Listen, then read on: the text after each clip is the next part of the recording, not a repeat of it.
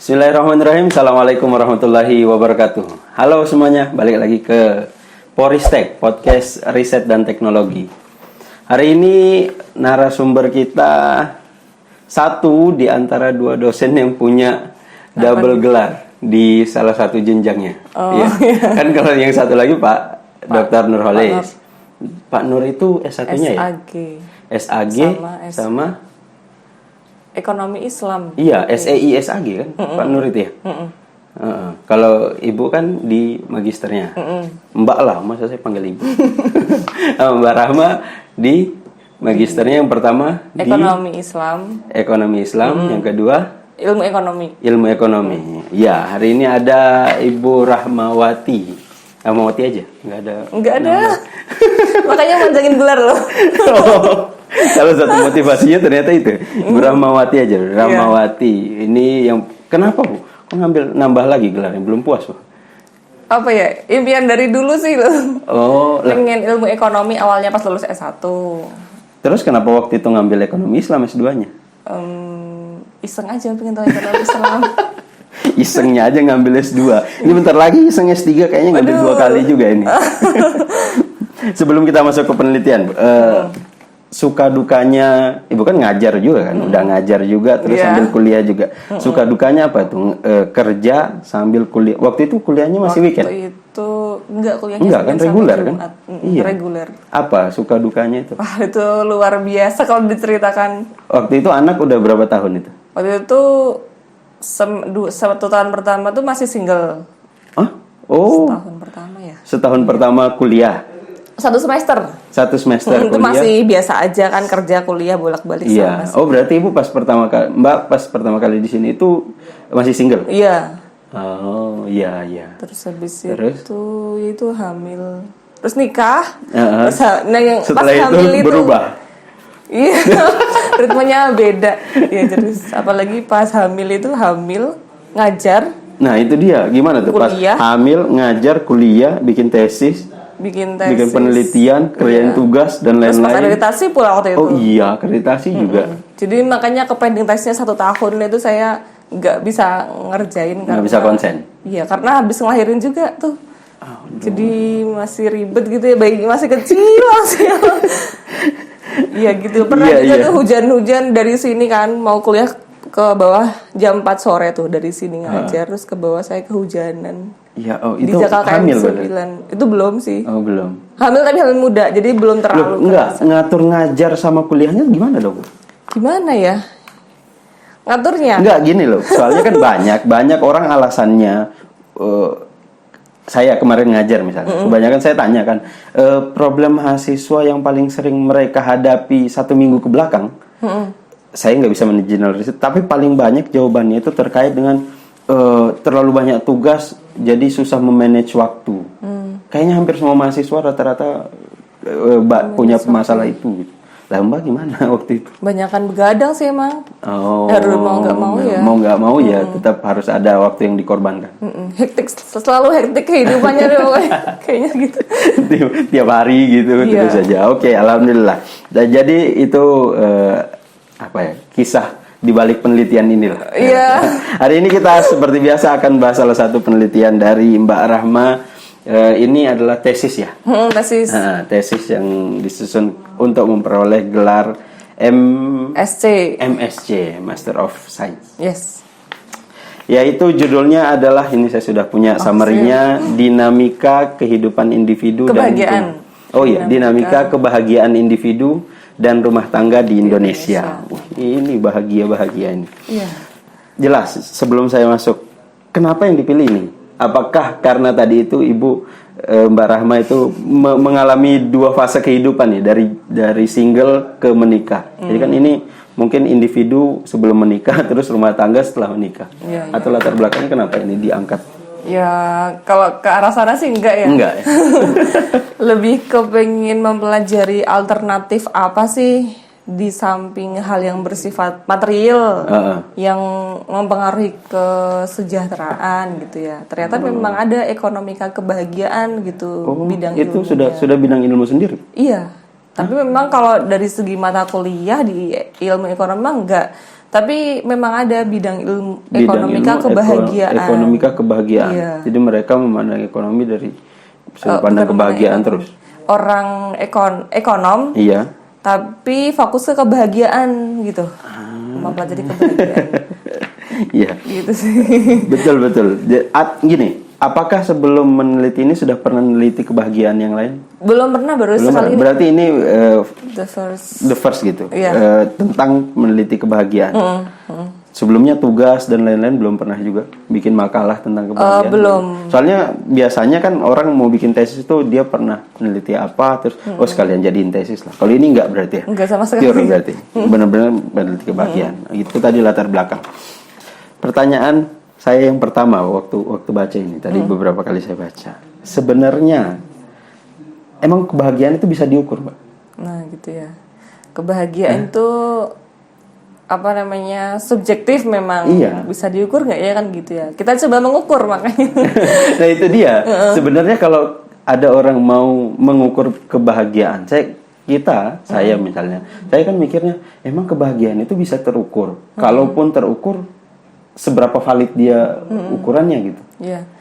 Awalnya kebahagiaan ini konsep di psikologi ya. Terus mulai tahun 72 baru muncul ekonom yang analis kebahagiaan dihubungin sama kesejahteraan ekonomi gitu. Iya. Nah, kemudian saat dua bidang ini, si psikolog sama ekonomi ini meneliti tentang kebahagiaan, terus yang diukur kebahagiaan itu subjektif memang dalam artian Mas Reza bahagia enggak gitu. Oh, jadi skor 1 sampai dengan 4. tidak bisa digeneralisir berarti misalnya saya yang diukur tidak bisa disamakan misalnya dengan karena saya diukur dengan bahagia berarti teman saya yang sama dengan saya bahagia juga, enggak juga gitu. Belum tentu, subjektif kan? memang. Benar-benar sangat subjektif gitu, tergantung orang yang diteliti berarti.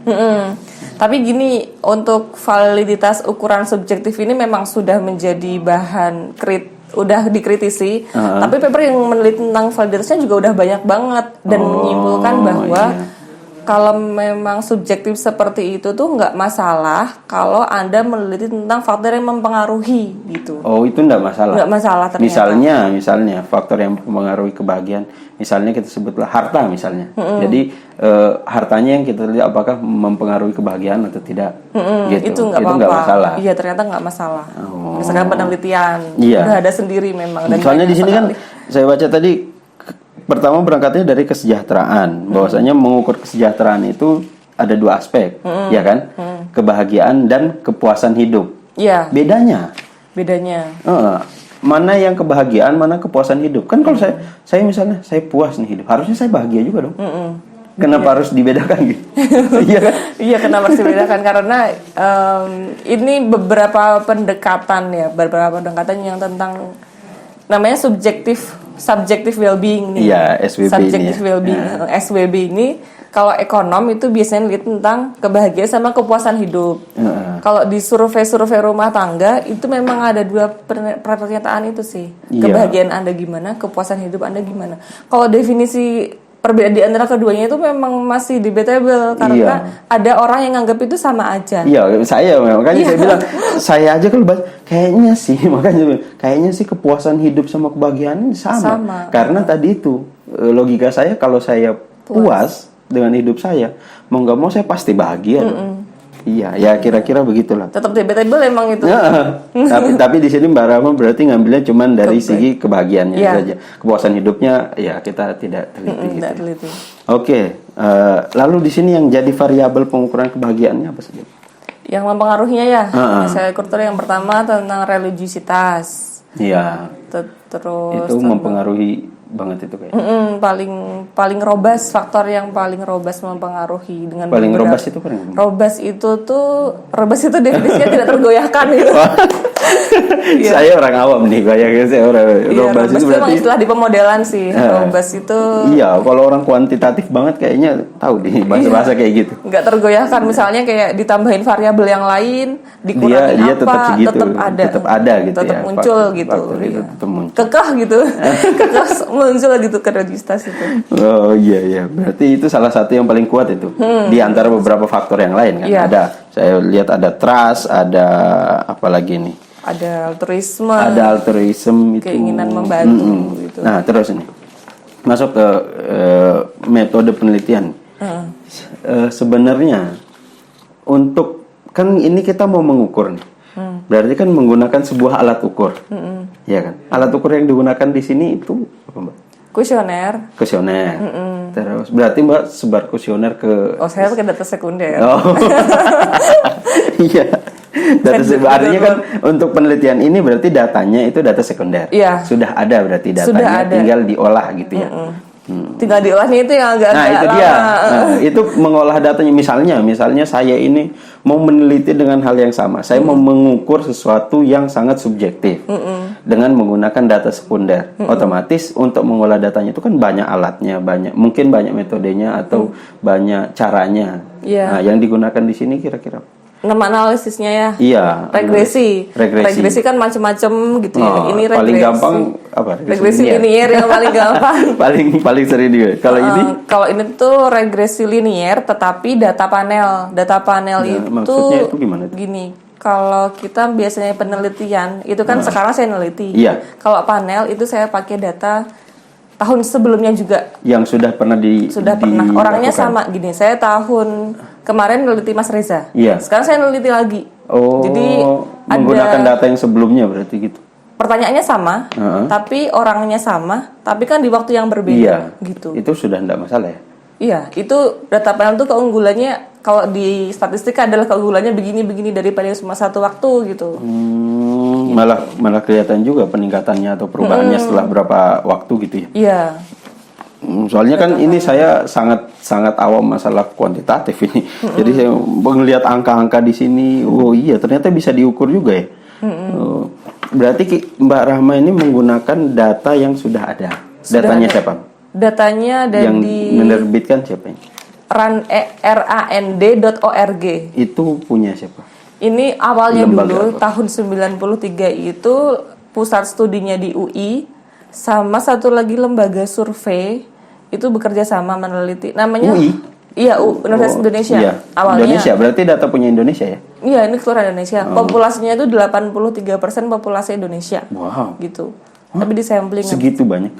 Dari tahun 93 sampai sekarang udah 7 kali survei dan itu orangnya tetap diikutin Per terus. berapa tahun? Oh, orangnya itu tuh ya tadi ya data sampel dia mau. Data panel namanya. Data panel ya. Data longitudinal namanya. Jadi itu terus tapi diteliti berkali-kali. Jadi nanti kelihatan tuh perkembangan kognitifnya, kesehatannya iya, tuh bisa betul. ditrace dan bisa dianalisis gitu. Oh, itu keunggulannya di situ.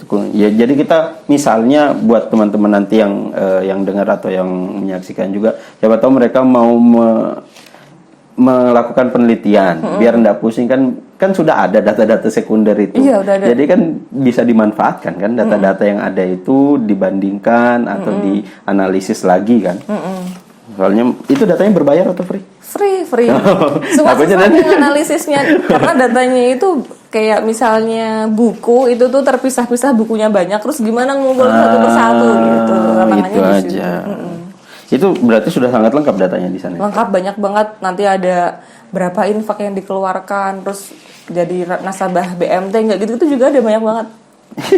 Data berbagai hal kayak tes psikotesnya juga ada. Oke, Mbak. Saya masuk langsung ke ini biar tadi kan di sini yang diukur itu dua saya ini kan dua golongan, satu individu, satu rumah tangga. Iya. Ya kan? Berarti satu individu ini kan maksudnya individu yang dalam rumah tangga juga atau individu di luar rumah tangga ini?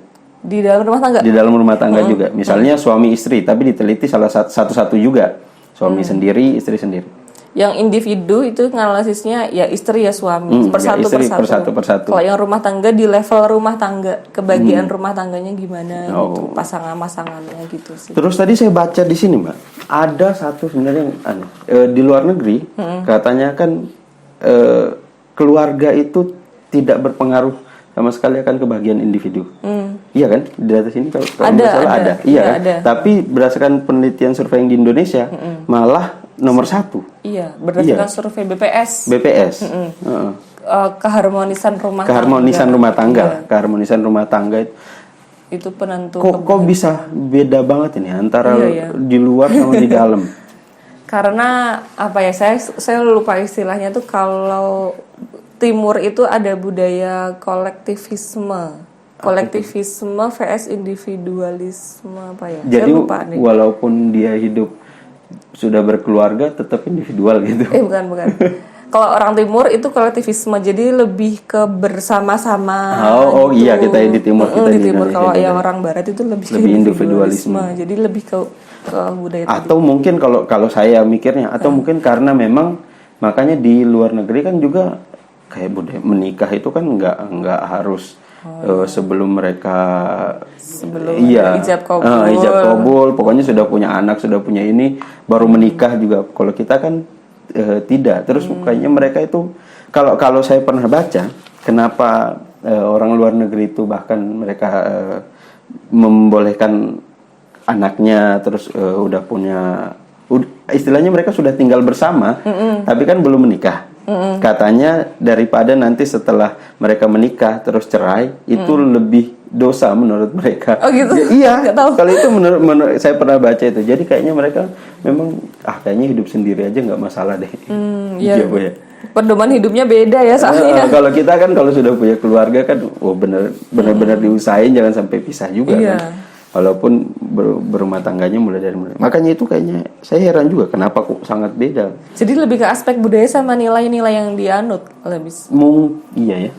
Nilai-nilainya juga beda paling. Nilainya beda, kebiasaan. Nah, terus selain itu Mbak, selain itu yang menarik dari penelitian ini saya lihat juga bahwasanya ternyata setelah menikah di dalam sebuah keluarga yang mayoritas paling bahagia itu ternyata istri. Iya. Lebih bahagia istri daripada Kenapa suami. lebih bahagia itu dulu? Kira-kira itu kan dari data yang ada, tapi kan pasti ada analisisnya kenapa-kenapanya kan. Oh, kalau saya nggak sejauh itu Oh, ya, nggak lebih sampai ke situ. perbedaannya sih. Ada perbedaan nggak gitu Ada antara perbedaan. suami istri? Oh, jadi penelitian ini tuh tidak sampai mencari tahu kenapa kok berbeda, enggak sampai situ. Nggak sampai situ.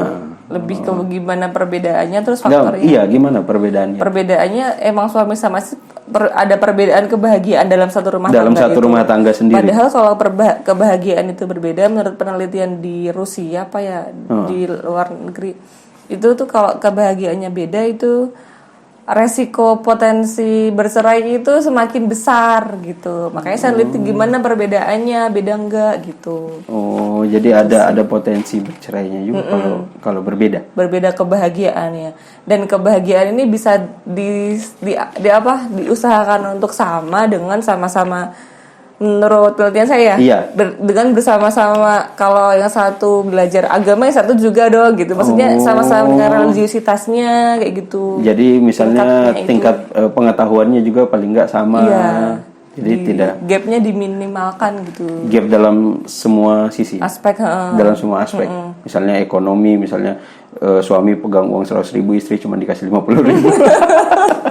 Aduh.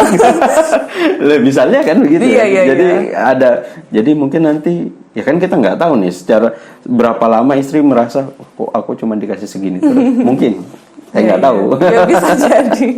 Bisa jadi. Nah, ini ada pengaruh keluarga. Makanya ini saya baca malah pengaruh keluarga terhadap kebahagiaan sangat kecil. Itu tadi itu saya bilang. Keluarga. Lalu selain itu, apalagi yang sangat mempengaruhi kebahagiaan dalam keluarga nih? Dalam keluarga ya. Iya. Selain itu Kalau ada tadi kan tentang keharmonisan. kepuasan kerja. Kepuasan kerja. Kepuasan di tempat Maksudnya? kerja. Jadi kan Mas Reza nih Iya. di sini Iya. puas enggak nih bersama kerja? Dengan Bos kenyamanannya. nggak ya saya? Aduh, buka prodi saya puas. Gitu kalau suami istri sama-sama kerja misalnya ya. Iya. Terus yang wanita ini sama pekerjaannya tuh nggak puas. Nggak puas. Tapi yang laki-laki puas ini perbedaan kebahagiaannya Iya. juga tinggi gitu. Karena kepuasan kerja sangat mempengaruhi kebahagiaannya. Oh. Karena kita kerja dari pagi sampai sore gitu Iya. ya. Kalau nggak happy sama kerjaan, nggak puas sama kerjaan, merasa nggak berprestasi apa gimana gitu ya, mungkin menentukan itu tadi sih. Terus ini. Di sini juga tadi saya baca bahwasannya kalau istri bekerja, iya kan? Iya. Kalau istri bekerja itu tingkat kebahagiaan keluarga itu naik. Iya nggak? Bukan naik tapi Bukan begitu. lebih sama gitu. Lebih sama ya, gapnya lebih. Saya lupa yang gitu. Kayaknya saya baca itu ada tadi yang bahwasanya iya. kalau Istrinya istri bekerja itu mungkin kebahagiaan keluarganya mungkin lebih perbedaannya lebih erat sama gitu ya. Lebih sama kebahagiaannya. Kalau istri bekerja, Iya nggak sih? Iya nggak? Loh saya lupa tadi. Kayaknya saya baca itu Apa tadi atau enggak ya? Atau sebaliknya? Emang saya ini sih memasukkan istri bekerja atau enggak ya? Istri misalnya satu keluarga istrinya nggak bekerja, berarti ibu rumah tangga. Apakah keluarga yang istrinya itu IRT itu lebih bahagia daripada keluarga yang dua-duanya bekerja, suami dan istri? Kesimpulannya nggak ke situ, kesimpulannya ada perbedaan atau enggak? Oh, gitu selalu sih. begitu ya? Iya. Nggak membandingkan, misalnya dia lebih bahagia atau ini nggak bahagia? Bisa sih dibandingin, tapi saya nggak ngebandingin itu. Dan nggak masalah juga. Nggak masalah. Penelitian juga nggak harus membandingkan juga. Terus ada masalah pendidikan juga. Bahwasanya pendidikan hubungan sama kebahagiaannya. Hubungan pendidikan sama kebahagiaan. Kira-kira gimana hubungannya? Kalau penelitian hasil penelitian ini. Kalau yang ini jadi tergantung usianya sih. Sorry. Usia sama kebahagiaan itu hubungannya gimana tergantung sama pendidikannya. Sama pendidikannya. Usia sama kebahagiaan itu tergantung bagaimana pendidikannya. Iya. Iya. Kalau pendidikannya semakin tinggi, semakin tua makin happy. Semakin tua semakin happy. Oke. Berarti sebaliknya. Kalau pendidikannya rendah, semakin tua semakin nggak happy. Gitu. Dan penyebabnya kita nggak bahas di sini. Nggak bisa. Kenapa dia, maksudnya semakin tua semakin nggak happy? Kira-kira kalau menurut teori ya mungkin kalau pendidikan yang tinggi kalau bisa dihubungkan sama pendapatan kan bisa ya.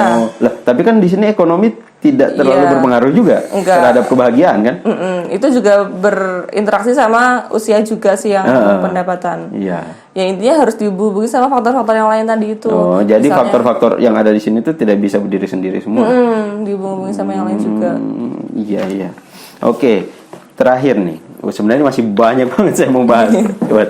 Di sini ada satu yang menarik juga menurut saya, bahwasanya wanita, cewek itu lebih bahagia tinggal di kota daripada tinggal di desa. Kebalikan dengan laki-laki. Laki-laki lebih bahagia tinggal di desa, daripada tinggal di kota. Iya. Itu. Bukan gitu gini. Bukan, gimana? Cewek itu karena kan ada ini namanya variabelnya itu ya, status desa atau kota gitu ya. Iya, status desa atau kota. Itu berarti status desa atau kota tempat tinggal kan maksudnya? Tempat tinggal. Bukan kayak gitu, tapi gini.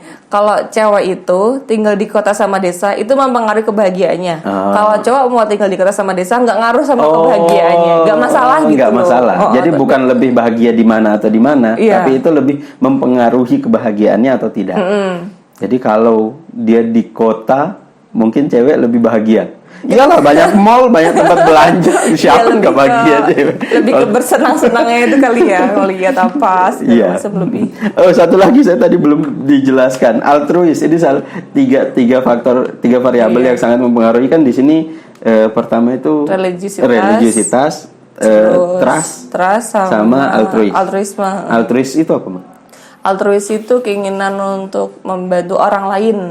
Bagaimana kita memperhatikan orang lain gitu. Ya mungkin ada hubungannya sama kolektivisme tadi itu. Bareng-bareng gitu ya, bersama-sama. Gitu, gotong royong. Mungkin karena di kita masih ada budaya gotong royong paling, Mbak. Tiap hari Minggu kerja bareng.